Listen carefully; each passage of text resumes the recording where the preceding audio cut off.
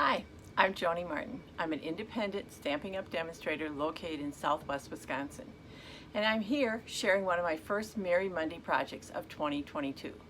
Each Monday, July through December, I'm going to share a project with you to help you get ready for Christmas. Today, I'm sharing an adorable card with a Scottie. I can't wait to share it with you. Thanks for joining me on my YouTube. And this is the adorable card we're making today. It's made from a new bundle in our holiday catalog called Christmas Scottie. Seriously, how cute is that? I'll show you where to find it in the catalog. You can find it on page 34, and the bundle includes the punch and the stamp set, and we'll be using both today. And as always, our catalog is a great source of card ideas for you. Let's look a little closer at that stamp set. So again, it's called Christmas Scottie. It has 3 little adorable dogs. You can make your own plaid. So like you could stamp this plaid and then punch the dog out. I happen to use the plaid we already have in one of our paper packs. I'm using 2 sentiments from it. I'm using May Your Days Be Furry and Bright on the front, and I'm using Merry Christmas on the inside.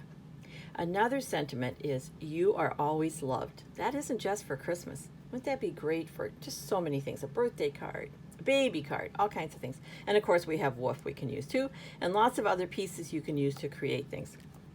But let's look at the basics of our card. We're going to make our card and talk a little bit about envelopes. So the other piece is the punch. The punch includes the adorable dog and the little bow. I punched my dog from one of the papers in our paper pack in the catalog, and not one you necessarily would think of as a Christmas paper, but you kind of want to think beyond that. So it's called Gingham Cottage, and you can find it on page 59 of our catalog. Look at it, and it's really meant to be seasonal. You can use it for lots of things, and I happened to grab the red from there and the black and white to make ours. So I punched our dog. Here's the pieces we're going to use. I punched this. Isn't that just stinking cute? Like I could see a card with a whole row of these on here, maybe in different colors. So that was punched out of one color. Then our card front was punched out of another. And I wanted to kind of bring the two together, so I punched the bow from the same paper. So let's look at that. When you punch your card fronts, you'll get 6 card fronts from a 12 by 12 paper, and then you have this strip left over, which is perfect for punching that little bow. So our punches are locking punches, meaning they'll lock close. So much easier to store them. When you're ready to use them, you just pop them open, punch from the back, and I'm going to use this little scrap here to punch my bow. Okay, we now have everything else we need to make our card. When you look below my video, you'll see a link to my blog, and that has everything you need, measurements, directions, so just watch and enjoy. My blog is scrappingwithjoni.com. If you'd like to get other card ideas, I send out an email every Sunday night, and I always have a brand new card idea in there. Head over to my blog, hang around for a few seconds, and a pop-up will come up, and you can sign up for that email. Now, I always believe that if you've gone to the work to make an adorable card, we don't want to send a naked envelope. We want to give someone just a little peek of what's inside the envelope. So I usually grab a piece of matching paper and cover my envelope flap. Now, I could have used the red, but I used a lot of that on the card front, and I only used a little bit for the dog. So I had pieces left over. They still coordinate, but it's really a better use of my paper. This piece is 2 1/4 by 6.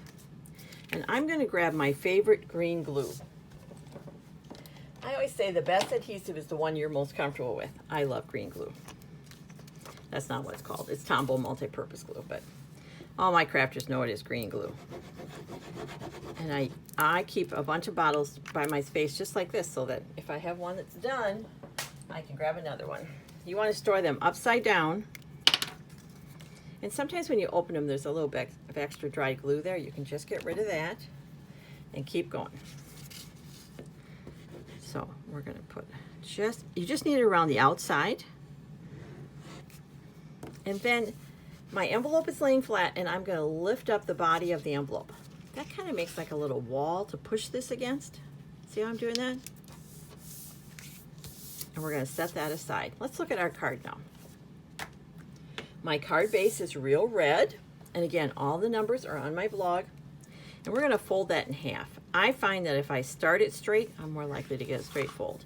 So I'm going to use my grid paper, and I'm going to start it like this, and then to get a nice clean fold, I'm going to grab that bone folder and go just like that. All right, card base done. Now, I put a mat between the card base and the card front.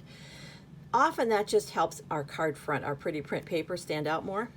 So I did a black one, but I needed that banner piece for inside of there. And notice, I cut that out of the mat. You're not going to see it. It'll be covered up by your card front, and it just is a little more efficient use of our paper. Okay, so let's attach the card front to the card mat. When you've done like I have, and you have an opening, you want to make sure that you're putting adhesive just around the outside. You know, sometimes I put it right through here, and then I have a mess. So let's see if I can remember to do it correctly today. And again, this green glue is really strong. You don't need a lot. But the advantage of the green glue is it lets me move things around.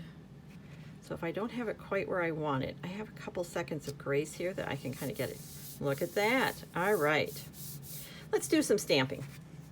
We're going to stamp the front and the inside. These two pieces were die cut from a new set of dies in our annual catalog.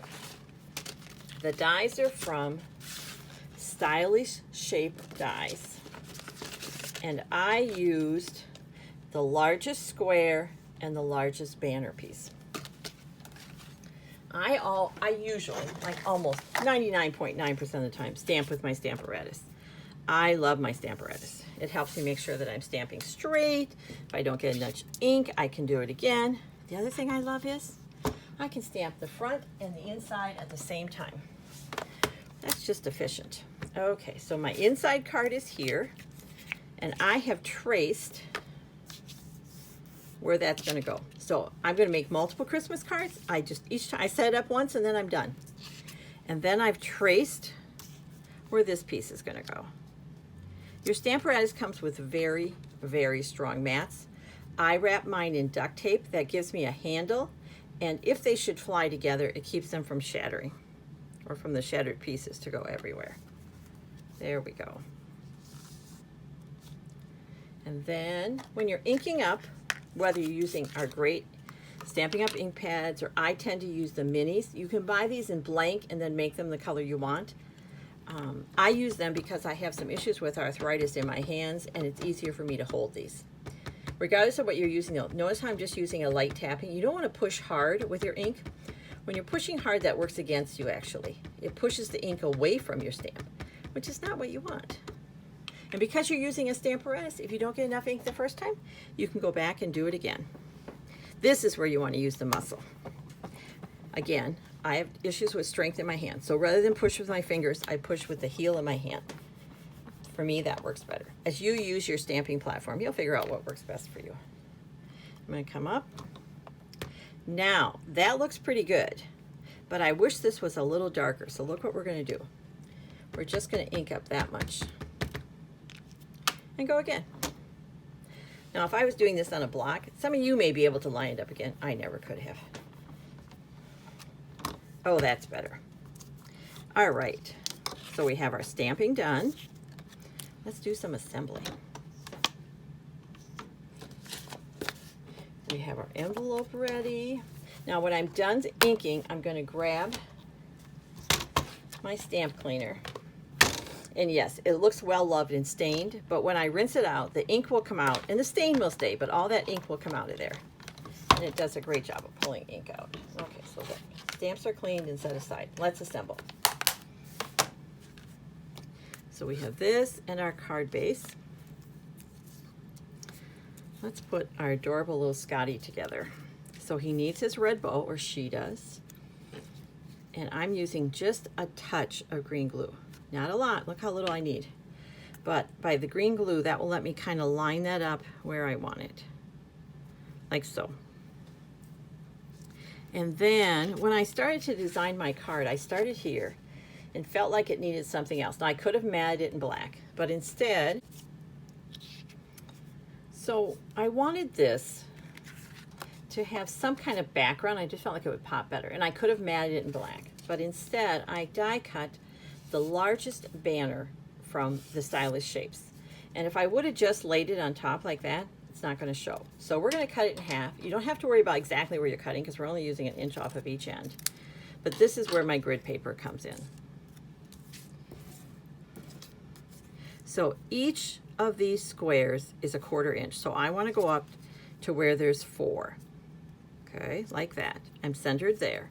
Then I'm going to lay this piece down, and if I count my squares, I have 1, 2, 3, 4 on one side, 3 on the other. That's not going to work. So let's move it just a little bit. So I have 3.5 on each side, and then I'm good. Okay, so we're going to pull this back, throw a little bit of our favorite green glue. Doesn't need a lot. And again, this lets us move. So I want to have 3.5 on each side, roughly. Guys, no one's going to measure your card. Okay, we're going to give that green glue a second to dry, and now we're just going to repeat it on the other end. 1, 2, 3, 4, right in the center. And this one's going to be 3.5. Remember how we did that? We're going to throw a little green glue on there. I'm not sure I could craft without grid paper. This too is available in our catalog. And you get a big pack, so it lasts a long time. There we go. That's done. All right, let's do some more assembly. So this is going on the card front, and I'm going to open my card base. For me, it's just easier. I'm not sure it really matters, but again, if I start with my card base straight, like so, I'm going to attach the card front, and see, no one's even going to know that you snuck out that banner piece from your card mat. Look how little white glue I need. It's very strong. But again, the white glue lets me move this around till I have it where I want it. Now we're going to do the same here. That's going to go right there. Yep, and it feels a little crooked, and we're just going to straighten it out. Seriously, guys, I could keep putzing on cards and I wouldn't get anything done. And the person who gets your card is not going to think, I think that's a 1/16 of an inch off. They're going to think, someone thought enough of me to make a handmade card. Look at that. And that's going to go here. Oops. There we go. We're just going to readjust here. You do want to give the green glue a second to dry. And I feel like there, like I have more top than bottom. So I'm going to just move it a little bit. All right. There we go. Again, I could keep putzing with it, but we're good. Now, here's the star of the show. Look at this adorable little Scottie. We're going to grab some of our stamping dimensionals, and dimensionals are like foam. They're sticky on both sides, so they just pop it up a little bit, just a touch. I'm staying away from the head, and I'll explain why in just a second. So I'm mostly popping him up body-wise. Then you peel off the backs. There we go. And that's going to go right there. Now, I felt like you needed a little eye. So many things you can use. I chose to use our classic matte dots. I could have used, the white wouldn't show. I could have used the very vanilla. I could have used the black. But I wanted a little difference for the eye. So I chose basic gray. You can use take your pick tool, which I use all the time. You could use the edge of your scissors. Some of you might even be good enough to do it with your fingernails. I tend to need something here. Okay, and so we're going to pop that right there. All of a sudden he has an eye and he's looking good. Now what about the inside of our card? And I keep my embellishments in a case because they tend to fly all over. And we don't want that to happen. So here's the Merry Christmas we did. And I have a little scrap. It is just a 1/2 inch. And sometimes when I have a sentiment that's smaller, I like to just add another scrap. It feels like it finishes the inside of your card. And so I put that a 1/4 inch from the top, which again, going back to our grid paper, is just 1 square away. So I'm going to throw a little bit of glue on here.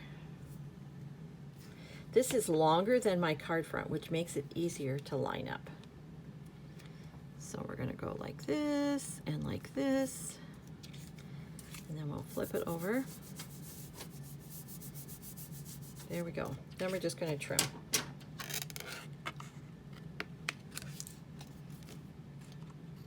And now that's ready to go in our card. Get those pieces out of the way. This card is adorable. I bet you know someone who would love to get it, whether they are a dog lover or not. It's just so cute. All right, see how that little piece of paper, one, adds some interest to the inside of our card. It didn't take up any of your space where you could write a note, but just kind of finish the inside. So there's our card. Going back to this envelope, we're now going to trim it. And we're just using the envelope flap as our guide. And there we have our Merry Monday card. Each Monday, July through December, check out my Facebook page, Scrappin' with Joni. I'll share a new Christmas card idea for you. Thanks for watching my YouTube video. If you enjoyed my video, please hit subscribe and please let your friends know about it. You have a great day. Thank you.